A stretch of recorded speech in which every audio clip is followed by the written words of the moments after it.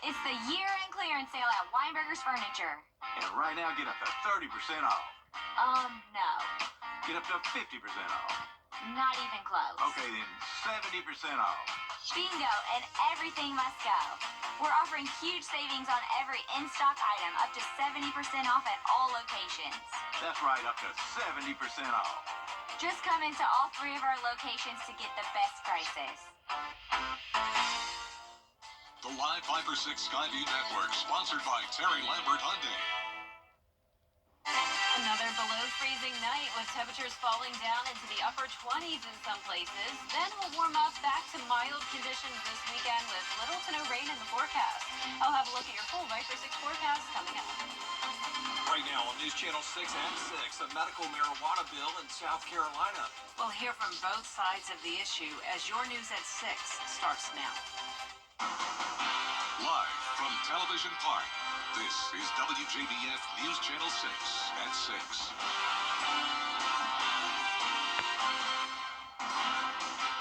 Good evening, everyone. I'm Jenny Montgomery. I'm Brad Means. Thanks for joining us. Coverage you can count on begins with several bills already pre-filed at the South Carolina State House this week, Including the Compassionate Care Act, which would legalize medical marijuana in the Palmetto State. Caroline Yaffa has more. In 38 states around the country, some form of medical cannabis is legal. And Senator Tom Davis says he hopes South Carolina will finally be the next state to legalize the THC component. When the pain wins, you land on the floor and scream out like an animal. That's Margaret Richardson. She suffers from trigeminal neuralgia. She spoke in front of South Carolina lawmakers 5 years ago in favor of the legalization of THC. It's the compound in marijuana known for its psychoactive effects on the brain and body. Medical cannabis is anti-inflammatory, so my condition's neurological. Instead of the grim side effects associated with opioids, I'm able to take something that actually stops the pain. In 2014, Senator Tom Davis filed a bill that led to the legalization of CBD, which is not psychoactive but can help with pain relief and relaxation. Marijuana can be a therapeutic benefit in many respects in a lot less intrusive way than opioids or the pharmaceuticals. During the last 2 years, the bill passed through the Senate, but did not get through the House. Chairman of the House Invitations and Memorial Resolutions Committee, Dennis Moss, voted against the bill in 2022. They were saying, oh, we need the CBD oil, that it would help with these epileptic episodes and stuff. So we passed CBD oil. Now it's just like a little more, a little more, a little more. Richardson says she understands the concerns, but argues the benefit of THC would help her and many others who suffer. The stereotypical Woodstock hippie is what a lot of us think of, but that's been replaced by tiny children with 100 epileptic seizures per hour, or people like me who are suffering. Senator Davis says for this session, he plans to emphasize key factors to sway leaders in the House. It requires doctors' inpatient authorization, doctor supervision. It requires pharmacists to dispense it. It is a very conservative bill because that's what South Carolinians want. In Columbia, Caroline Yaffa. It is time now for our first check of the weather. Here's Chief Meteorologist Jenna Petracci. Well, it's a nice, clear, and dry Thursday night. Here's a look at our Terry Lambert Hyundai Skyview cam in Waynesboro. Today we started out pretty cold, all the way down to 29 degrees in Augusta.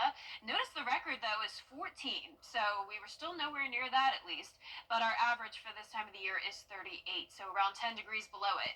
High today made it into the mid-50s, and then, of course, no rain today. We had nice, clear skies. Temperatures are in the low to upper 40s already in some places. Evans at 49, Augusta, one of the coldest spots at 43, 45 in Barnwell, 49 in Louisville, Aiken, you're at 44.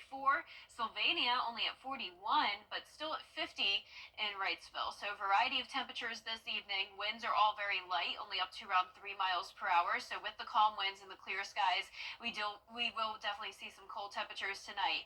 Dew points are in the upper 20s through low 30s, so dry air in place with high pressure overhead. Snow up in the Midwest, but really no rain across across the map here this evening, and we'll stay dry the rest of tonight and over the next couple of days, other than a few stray showers here and there. So clear skies for the rest of your Thursday evening, going down to 35 degrees at the 11 o'clock hour. So we'll definitely be below freezing tonight through Friday morning. More clouds will move in tomorrow, a stray shower possible on Saturday and Sunday, and then the 70s will be here by next week. Coming up, I'll have a look at your full 10-day forecast, but back to you. All right, thanks a lot, Jenna. We appreciate it. A lot of people turning out and heading to Payne College today to try to find out what sort of storm recovery is still out there. Representatives from national, state, and local agencies all on hand. A helpful session at the Heel Complex. If somebody is approved for a loan for damage to their home or business, they can also add another 20% of the total estimated damage to that loan amount to build back stronger, to lessen or mitigate future damage. They're big trees because they was pine trees and 2 oak trees. So if they have information how to go about getting help to remove some of them, that would be a great job. And I figure all the information I get, I'll start letting my neighbors know. FEMA reps say so far they've provided $240 million to storm recovery efforts in Georgia. In North Augusta, a major road construction project is set to start, and it's on a heavily traveled road to Aiken. Part of Belvedere-Clearwater Road is a 4-lane highway. However, it narrows to 2 lanes near Old Sudlow Lake Road. This new project will keep it 4 lanes for another 2 miles. SCDOT, along with the Augusta Regional Transportation Study Area, identified that stretch of the road as being in need of improvements. Talking about, traffic increases as well as pedestrian safety, those are a few things that we want to be proactive on and address them before they become a larger issue for the traveling public through Aiken or the residents along the road right there in Aiken County. Construction is expected to begin sometime in the spring or summer of next year, starting with the culvert. The Transportation Department believes it'll take 2 to 3 years to complete the work. South Carolina law enforcement launching its holiday sober or slammer campaign, part of an effort to crack down on drunk driving. And today, agencies coming together in the Low Country for an event that honored 2 women who were killed in a drunk driving accident this year. Investigators warning everybody to think about the consequences of their decisions this Christmas. The tragedy that took Ariana and Lizzie from their loved ones was entirely preventable. Impaired driving is not an accident. It's a choice that is illegal, reckless, and far too often deadly. Yeah, law enforcement says remember to use a designated driver or one of those rideshare apps if you're going to drink. Augusta University seniors got to turn their tassels today. Photojournalist Gary Hips was there.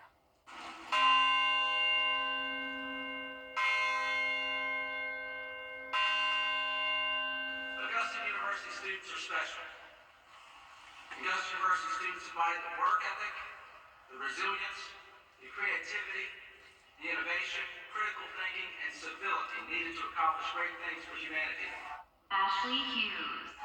This moment and this day for me has been the past 3 years in the making, and it feels surreal. Honestly, I feel like I have an assignment to submit. Logan Taylor Prestridge. When we were little, you grew up waiting for this day, and then it's finally here. We've worked hard to all get here, going over so many different obstacles, and now that we're finally here, I'm full of excitement and joy. I've been surrounded by love and support this whole entire process. Your journey does not have to follow a straight line, and I promise you that it will not. Your timeline is your timeline, and your journey is your journey, and just stick with it, and you'll get through it. It's definitely worth it when you get here. I know sometimes during the process it seems drug out and extremely hard, but it's definitely worth it when you finally get here. It's been tumultuous, it's been hard, it's been rewarding. I mean, I had a whole pregnancy and a baby in the middle of it, and I didn't stop going, so that was really challenging. I'm excited to start working and giving to others and supporting others in their best and worst times in the nursing field.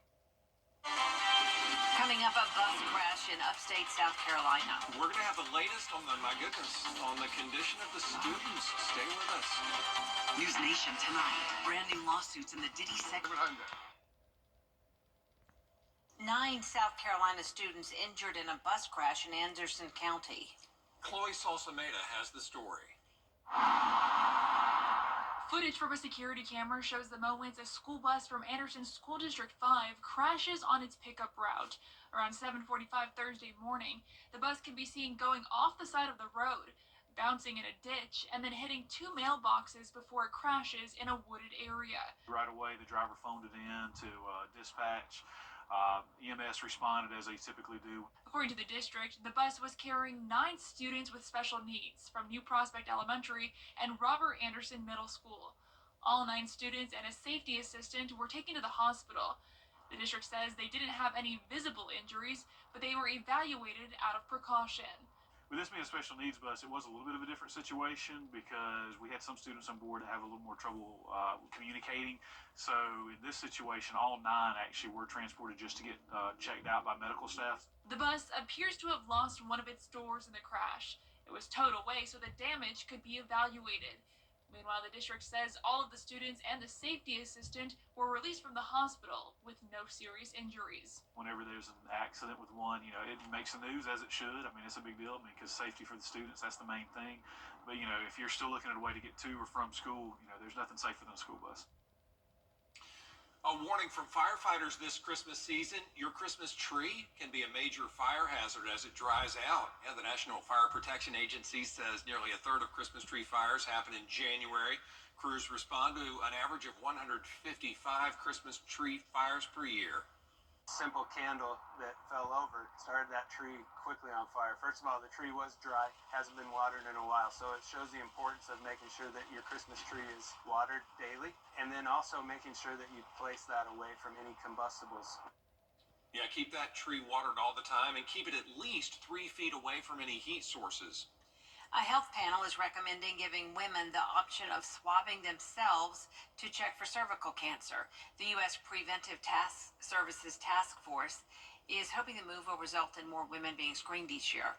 The panel says women in their 20s should still get a pap test every 3 years. But from ages 30 to 65, women can test for HPV every 5 years. And they say women can swab themselves with a test kit that's available in health settings, but will hopefully become an at-home option soon. Women who have been reluctant or never screened, this provides a new option that we hope will encourage them to get regular screening. Because again, cervical cancer is one of the most treatable and preventable cancers. Studies show that women and doctors collect samples with similar accuracy. And Jenna is back with another check of our weather. Well, Christmas is just 13 days away now, which means we are getting a little bit of an idea of what our forecast could look like. I'll have the answer when we return. Save during Brandsmart USA. Weather headlines on WJBF News Channel 6. Brought to you by Hickson Roofing. If your roof needs fixing, call Mr. Hickson. Now, your most accurate forecast with WJBF Live Viper 6. Welcome back. Here's a look at our Terry Lambert Hyundai Skyview cam over in Waynesboro. It is a nice, dry, and clear night. Definitely feeling chilly, though, down into the low 40s already in Augusta. Dew point of 33. Winds are calm, so that'll help our temperatures cool down quite a bit tonight. We're seeing pretty much 40s everywhere now, everyone below the 50-degree mark. 48 in Sandersville, 47 in Sparta, Lincolnton at 46. Barnwell, you're at 45. 44 in Aiken. And as for our satellite and radar, high pressure is overhead moving up the east coast, some snow up in the Midwest, and then more cloud cover, but no rain there in Texas. So for tomorrow, we'll see some clouds moving in, but in the morning, still mostly clear skies with temperatures down to around 30 degrees. If you plan on doing some Christmas shopping tomorrow, it's overall going to be a nice day. You don't have to worry about any rain. Just bring a jacket with you in the afternoon and evening, as we'll only be getting into the mid-50s once again, becoming mostly cloudy by Friday night. Mostly cloudy again on Sunday, so overall pretty good amount of cloud cover with us, but very low rain chances. And we're back to some mild temperatures this weekend, 60s in the forecast, and our lows will be in the 40s again on Sunday. So just around a 10 to 30% chance of rain over the next several days. Notice so far for the month of December, we've only picked up around an inch, and we typically have close to 4 inches for the month, but doesn't look like we'll have a very promising chance of rain anytime soon. Just a series of weak cold fronts coming through over the next several days, but we'll still definitely warm up ahead of some of those cold fronts, going all the way up to 72 on Tuesday, back down to 65 on Thursday. And as I mentioned, it's less than 2 weeks now until Christmas, so we're getting a little bit of an idea of what the forecast could look like. Notice the temperature outlook from December 20th through the 26th, showing below average temperatures likely across the southeast, but just barely. So when we see this light blue shade, that means we'll be pretty much close to average, but just slightly below. So as of now, I'm going with mid to upper 50s for your highs on Christmas Day, but of course things could definitely still change. High pressure overhead, but moving up the east coast as we head into Friday. More clouds moving in. Notice a few showers moving into the south over the weekend, but not much going on. It will be a pretty quiet weekend, great for some outdoor plans, especially since we'll have some slightly warmer temperatures.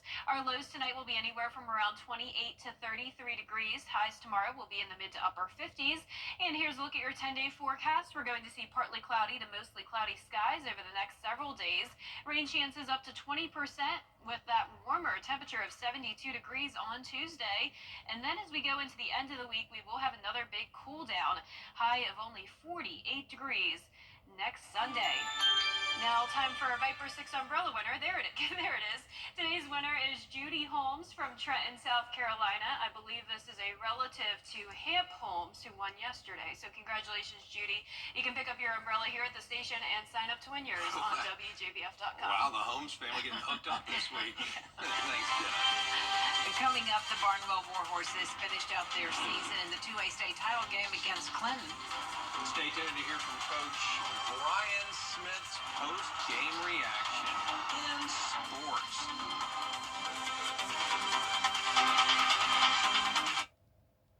It's the one thing injured people always choose the weather, but you can choose your weather app. Go with the most accurate and most trusted, the Live Viper 6 mobile app.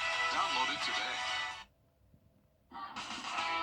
Now, WJBF sports coverage you can count on. And we welcome you to South Carolina State University, where the Barnwell Warhorses just finished up their 2A state title game against Clinton. They fell to the Red Devils 35-6, and really nothing seemed to be going right for the Warhorses on either side of the ball. The Red Devils, they scored right away on their opening drive, which really ultimately set the tone for how the rest of the game was going to pan out. The Warhorses responded. They got back on the board, though, only for Clinton's offense to strike back once again. And with under 3 minutes left to go in the second, Barnwell, they go for the fake on fourth down, but the Red Devils not at all buying the trickery. The Warhorses really just struggling to get anything going on offense, whether it was just dropping passes or unable to sustain those long drives. So Clinton, they go into halftime with a 21-6 lead. Then in the second half, Barnwell looking for some life on offense, and they immediately start driving in the third quarter, but just unable to convert in the red zone. The Red Devils ended up extending their lead 28-6 in the third quarter. And whether it was turning the ball over or just being stuffed at the line of scrimmage, the Red Devil defense was simply just too much for Barnwell to overcome. And Barnwell, though, nothing to hang their hats on. They finished out the season with 13 wins and a second place finish in state, and they were seeking their first state title since 1988, but that'll have to wait just another season. Didn't play well today. Hate that. Made a few mistakes early. Thought the kickoff return was great. You know, we hit that sucker, and it lit us up a little bit, and we just couldn't stop their run game, and they played well. They didn't have many penalties all night, and, you know, we had a few, and just a lot of mistakes today. It's not the outcome you want, but it's a lot better sitting at home and watch this game on TV. And that's what we tell our kids. Our goal every year is to try to get here. So we'll continue to try to do that from week to week and year to year and get back to work after Christmas. And yeah, you just heard head coach Brian Smith there, wanting to get back to work right after Christmas there. We'll, of course, have post-game coverage for you at the 10 and 11 o'clock shows as well. But for now, reporting live at South Carolina State University, Gianna Cephalou, WJBF News, Channel 6 Sports. We're putting our foot down to... Most trusted, most accurate, most watched weather team. Live 5 for 6. Weather coverage you can count on. We're putting our foot down. Partly cloudy with a cold morning tomorrow, 30 degrees, high of 58. Back into the low 60s over the weekend, and then next week we'll be back to around 70 degrees, and then another cool down by the end of the week. The spy agency in the UK has released its annual Christmas... Cipher that, give you something fun to do over the holiday break. Wow. I wonder how difficult it is. Yeah, I know. It'll be a Crack the code, challenge. though. It helps. Yes. Yeah, it could lead to a lucrative future, especially in these parts with all the cyber jobs out there. Who knows? Cool. Well, that is our report for now. We appreciate you tuning in. We're back at 7 after World News Tonight. And then we'll see you again for News Channel 6 at 11. Have a great evening, everyone.